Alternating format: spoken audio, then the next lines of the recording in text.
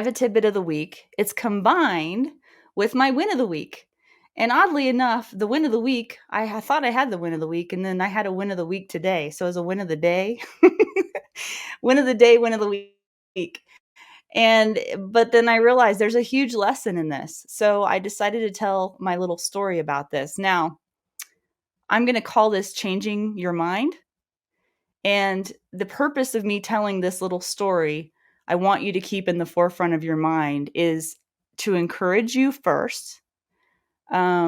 Whatever good you're seeking to do in your life right now, for yourself or for others, I want to encourage you to keep going.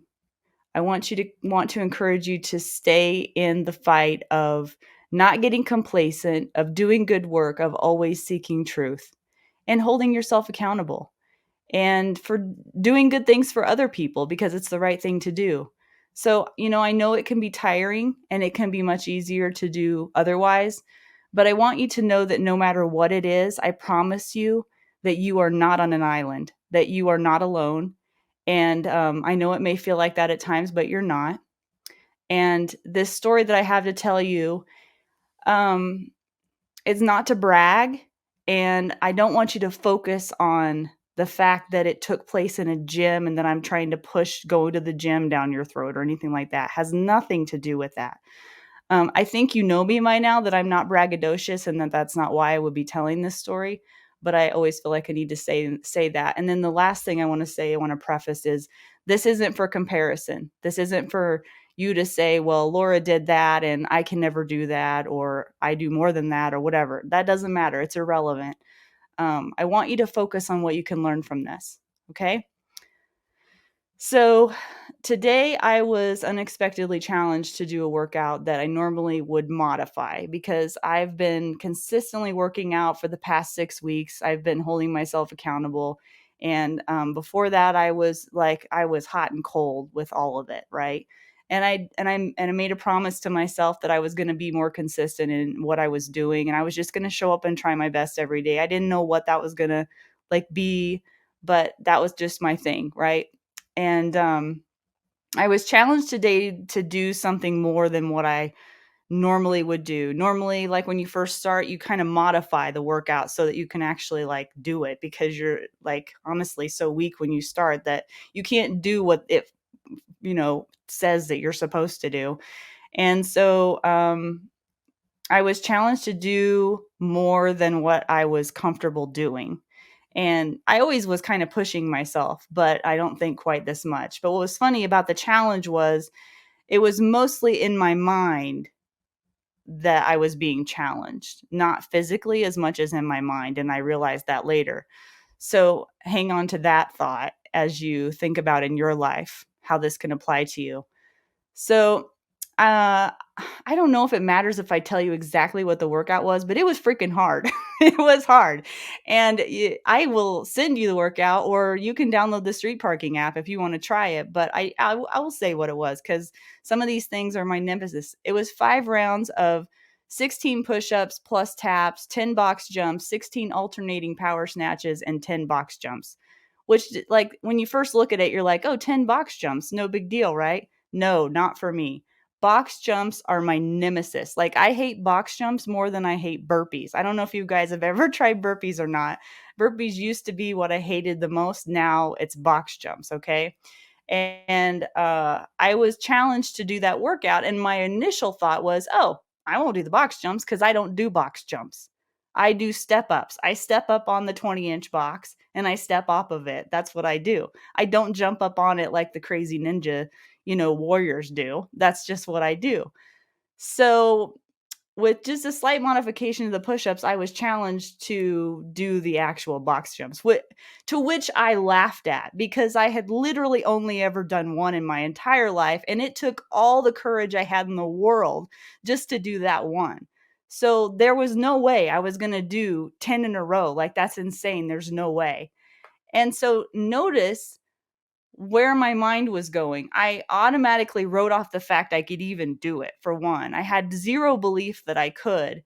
And I knew for sure that with that high a rep count, there was absolutely no way that it could be pulled off. It just wasn't going to happen. But what I was challenged to do instead of, well, you must do them, was just like, just try it. Just just consider it, like just try one, see what it feels like. Try another one if you feel like it. Do a few and then modify the rest if you need to. So it wasn't like I had to or I was going to die kind of a thing. And so I just want to relate this back to like something in your life. What in your life is your box jump? Is there something in your life that you've always thought that you just couldn't do? It's just not going to happen, right? For whatever reason. And usually it's a mental reason, is what I've learned. So think about in your shooting, like that could be your sub-second draw, that could be your reloading, or maybe the bill drill. It could be whatever your nemesis is, right? We all have something that when we think about it, we just get this like gut feeling like, ugh, I don't even want to think about that, right? So now I was not at all convinced this was even an option. I laughed at the proposition, but here's what I did do. I agreed to try. Just try. And as I said before, I'd only ever done one before. So moving on. So what happened was when I started the workout, I tried one and I was able to do it. And I thought, okay, well that's good. I'll try another one. I tried another one, it was kind of shaky, and then I tried another one and I landed it. And something weird happened. When I landed the third one, I was like, I've never done that many before. I really didn't realize I could do that. Maybe I can. And I thought it was so weird, and so it made me curious because I was like, well, I didn't even think I could do 3. And that really wasn't that hard. So I decided that like in shooting, whenever you learn how to shoot, you learn how to develop a feel for shooting, right? So I decided to apply what I'd learned in shooting to my box jumps, which sounds kind of funny, but in essence, what I did was I switched my mind from focusing on the fear of not being able to land the box jump to focusing on the feeling of getting up on the jump, getting up on the box jump. Because I knew I could do it now because I'd just done it 3 times in a row. So I focused on what it feels like to land the jump. And I can't believe it. Like, it happened like 3 hours ago or whatever, but I mean, literally, like, the only thing that pops in my head is Forrest Gump. I just kept going, and I just kept jumping, and what's funny about it was this was 5 rounds. There were 20 box jumps in each round, and when you do the math, which I didn't do until the very end, that was 100 box jumps I did after not being able to do but just 1 box jump ever. So, my point in saying all of this is, like, I'm still in shock a little bit that this actually happened. Um, the mental was more important than the physical, is what I learned. And there's lessons to be learned from this because, like, literally, if I can do something like this and this is my box jump, you guys got something in your lives that is your box jump. I know it. And I'll have another something in my life that's that same way, right? The key to being able to do the hard things in your life that you don't think you're able to do is, for me, the lessons I learned from this are to keep your focus on what's in front of you and tackle it one step at a time. For me, every 10 jumps I did, that was my 10 reps I tried to do in a row. But when I got tired, I only could do 5 and I have to stop and rest. And then after a while, it was just one at a time. And I noticed, had to constantly reshift my focus because we develop these habits in our mind to go to default mode of how we think. And this was an actual mind shift for me from going to a fear-based mind shift to choosing to focus on something that I could do. And there were times where I would feel myself revert back to the fear again and I would stop because I didn't think I could do it. I didn't think I could make the jump that time. And if you don't think you can make it, you can't make it. You have to know that you can do it in order to do it. So, um, And I'm almost done here, but I want to make sure I focus on the lessons here. So the other lesson is you can do so much more than you realize if you just will consider the possibility. I had made up my mind that I couldn't do it. And so I hadn't considered it anymore. I had tried it once. I didn't like it. I didn't want to do it anymore. So I just made up in my mind it wasn't a possibility. When you change your mind that it's possible, it opens up new opportunities. So consider that in whatever it is that you're doing.